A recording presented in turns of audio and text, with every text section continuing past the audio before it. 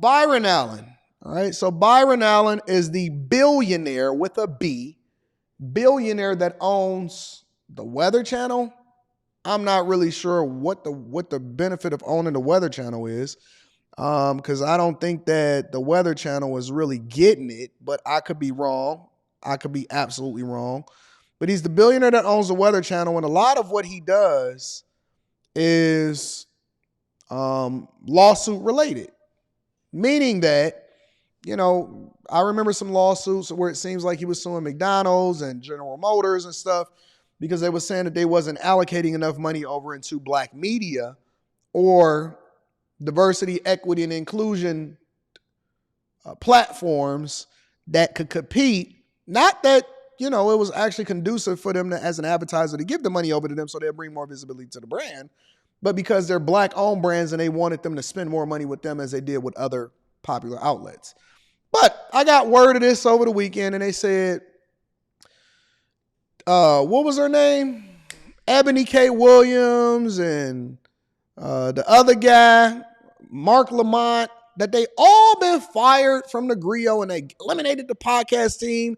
They got rid of a whole bunch of people, and they basically accented, and the Grio was going into the ground. Now, the first thing that I said to myself, because I went and looked at the platform, I said, well, is the Grio even worth looking at? Because they produce no content outside of Eboni K. Williams talking to Ayanna Van Zandt, and she's saying that she wouldn't date a bus driver. Is anybody really checking for the Grio? Is it? Keita said the Weather Channel gets a lot of advertisement revenue, but why? Like, who uses the Weather Channel? I go to my app, I look at the weather for the day, I look at the weather for the places that I'm looking to go to and travel to. We all dreamers. Oh man, in August, what's the weather gonna be? Do they use the Weather Channel app? Is the app any good? I'm gonna download the Weather Channel app. I'm gonna give it a look. All right. Also, on top of that, before we deep dive, because I want to hear Roland Martin's take on this. I don't care about Roland Martin, but I'm interested in what Roland Martin's perspective is on this. Before I say that, remember my stalker, y'all? The guy that was calling and he was asking for my attention and he was saying, oh my God, Anton, I want to get a coaching call, but then I hate you at the same time. And he was sending all those hateful emails and all of that stuff. He's back. He's sending me emails again. He said that he was married and he had a lot going on and he was a truck driver. I don't know how y'all got time to be sending me crazy messages in my email, and y'all supposed to be married older men with children, and you got a whole job. Why are married men with whole children sending me stan emails like I'm Eminem? Bro, I am not your father. Stop, okay? Gangsta Love, that was his name, Gangsta Love. All right, let's get into Roland Martin's take on what's happening over at the Grio. Well, the axe is falling at Byron Allen's The Grio. Several people have been laid off in their podcast and video teams, including their managing editor, Christy Oglesby. This is the statement the company released. Allen Media is making a strategic change to better position the company for growth that will result in expense and workforce reductions across all divisions. Now, Allen Media acquired the Grio in 2016. Among those cuts, they've ended all their different shows except one involving Torre. So Marc Lamont Hill, who had a daily show. The Torre guy, the guy that was interviewing Eboni K. Williams. So the only thing that they producing is that Torre show, and that is trash. All of these platforms is dying, bro, and they trash, man. At airing around 6 p.m. On the Grio. That show has been canceled. They hadn't even had the show. It hasn't aired for the last 3 weeks. Eboni Williams had a show that followed Marc. Her show has also been canceled as well. Now, remember, Byron Allen purchased the assets of Black News Channel for $11 million, buying up the distribution. He then used that to launch the Grio TV. And so those shows are being canceled. And if you look at the Black-owned media landscape, other than what we do here at Roland Martin Unfiltered and the Black Star Network, that was the only daily shows on any Black-owned media outlet. Cap. Millionaire Morning Show is controlling the mornings, and we continue to run it up. Cap. We run a daily show and a nightly show. And I got a whole team of beasts that's absolutely destroying everything. Shout out to my guy 2K. 2K is a star. Shout out to Q. Shout out to Mika. Shout out to Quentin. Shout out to everybody that I'm building this whole thing up from the ground. We not out here trying to acquire stuff and leapfrogging off of other major networks in order to get our visibility. We running it up. And there's other platforms that's much bigger than mine that's doing exceptionally well, including Shannon Sharp and his whole network of stuff as far as Nightcap and Club Shay Shay. Shout out to Gilbert Arenas. He out here running it up. He created his stuff from scratch. Shout out to It Is What It Is. They drop podcasts and platforms on a regular basis. It's a lot of individual places that is killing the game, is not owned by anybody. They own 100% of themselves, and they killing the game. It's a lot of places. Shout out to Joe Button. Shout out to Academics. He live stream on a regular basis. The media landscape is changing. The media landscape is changing. And shout out to my dog Slimmy. The media landscape is changing. No longer is the old guard controlling the narrative of what's going on. Now we are able to build up our own and then be able to determine and compete against the biggest. I think that all of these media networks is going away. I think that BET is trash. I think that ESPN is eventually going to continue to concede and lose market share to other people that's doing it better than them. I don't think that you could just throw a bunch of money at stuff and throw a whole bunch of cameras anymore. We put on a better platform, a better network. We got a better layout. We do more work than y'all. We work harder than y'all. We better than y'all. We can communicate more effectively than y'all. And we tied in with our audience in real time. It's all changing. It's not just the Grio. It's not just, oh man, buying this network or major news media. We don't care about major news media anymore. We are here to destroy y'all. We are here to absolutely, shout out to the African Diaspora Network. He over there killing it. The African Diaspora Network is absolutely killing it. 100%. And it's a bunch of other ones that I haven't even named. But it's people out here that's putting in the work. They grinding, they hustling, they building it from scratch. They didn't ask for handouts from nobody. And they running it up. They put their own money behind it. They own money behind it, and they not wasting no time. They running it up.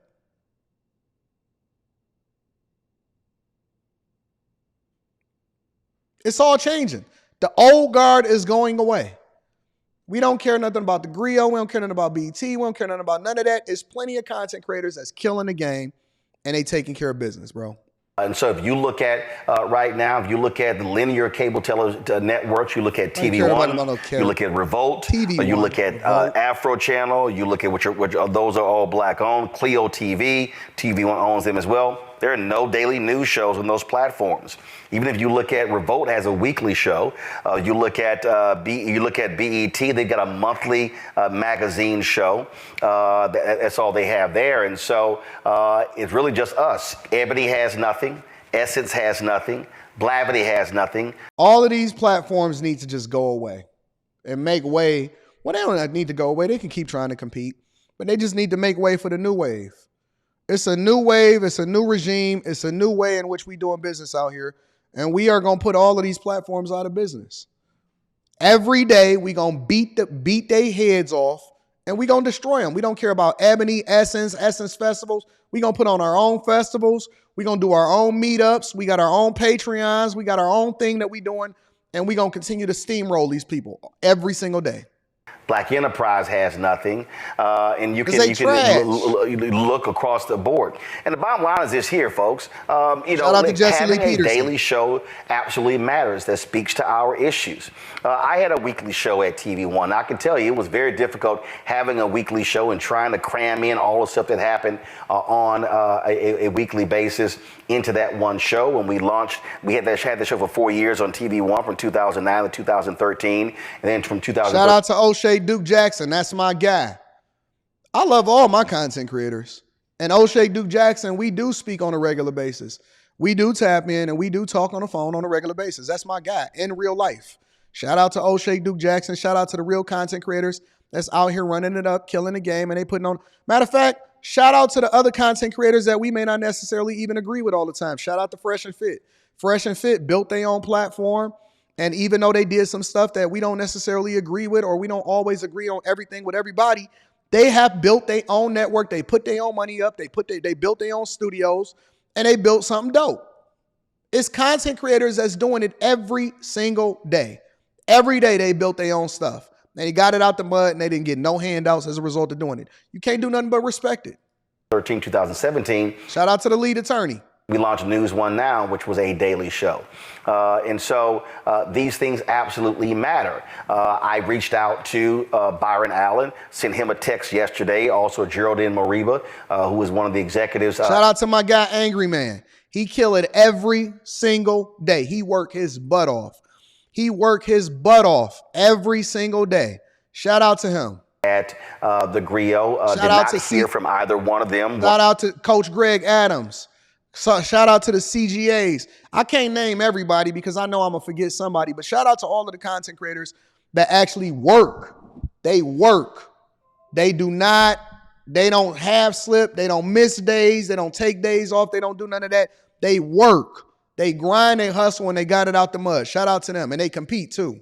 Wanted to get a statement from them with regards to these shows ending. But it's unfortunate that is the case. But I can tell you right now, we're continuing what we're doing right here. Faraji Muhammad, who he ended his daily show with us. He took a job as a producer for Tavis Smiley's show on his network. We ended D Barnes' show on the Black Star Network, but we continue with our other shows. They continue, and look, and we're going to stay focused. For everybody to understand, this show is profitable. This is what we know. What we do. We understand how to do this show. Our goal is to generate more. I remember when what was his name?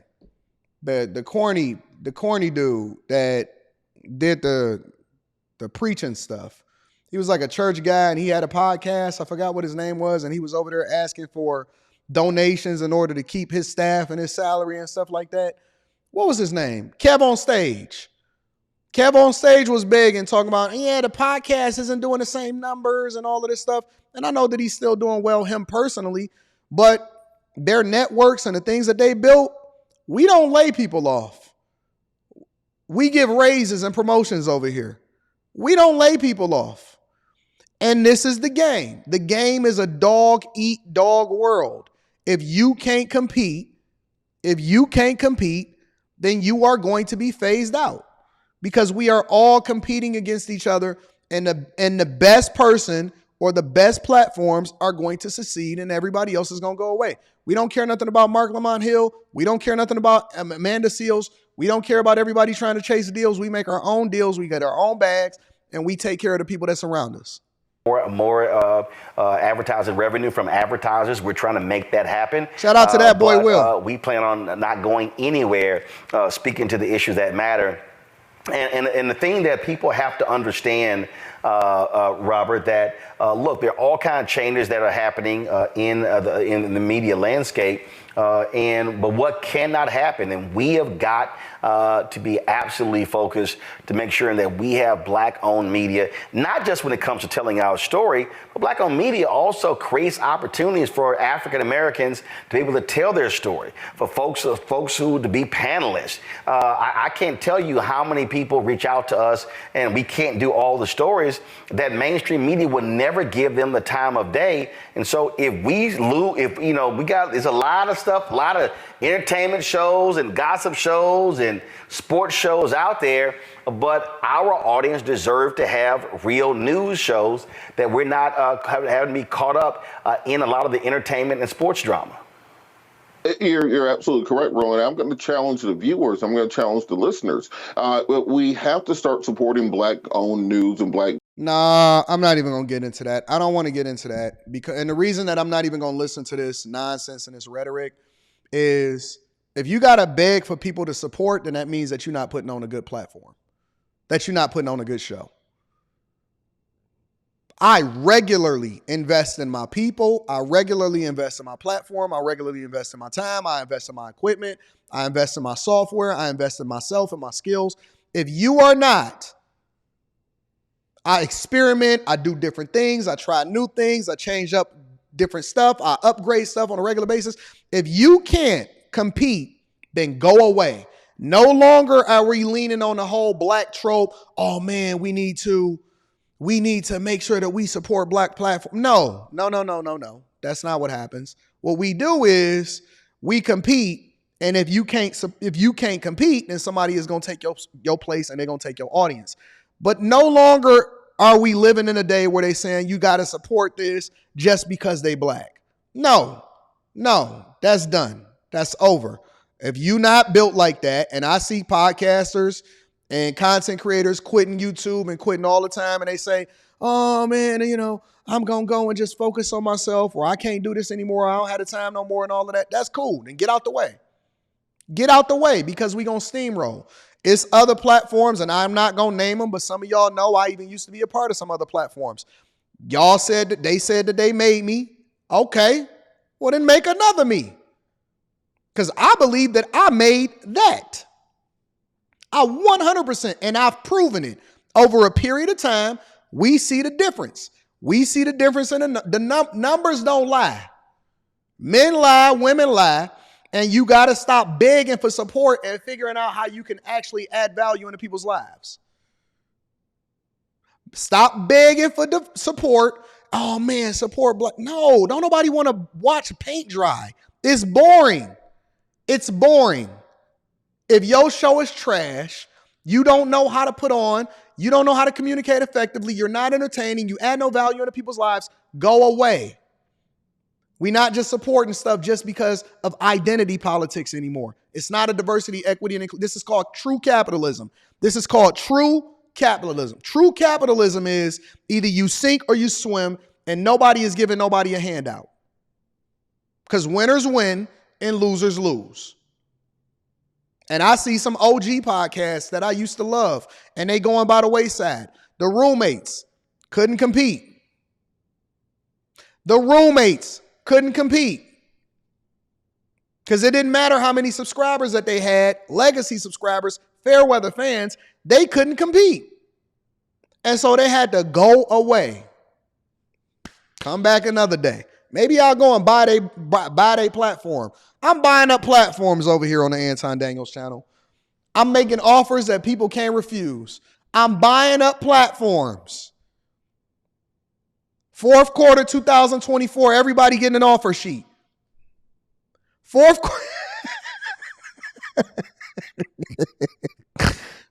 quarter 2024, get your agent, get your lawyers together. I'm giving out offers in 2024 for all dying platforms. We making offers. All dying platforms, we making offers. All right, get your agents together, get them ready. Shout out to the Grio. Y'all got a billionaire on y'all side, and y'all couldn't even compete. They got a billionaire on their side, and they still couldn't compete. Marc, Lamont Hill, Eboni K. Williams. Stop it, bro. Stop it. I'm buying all platforms in 2024, and I'm rebranding, and I'm going to give y'all some real shows.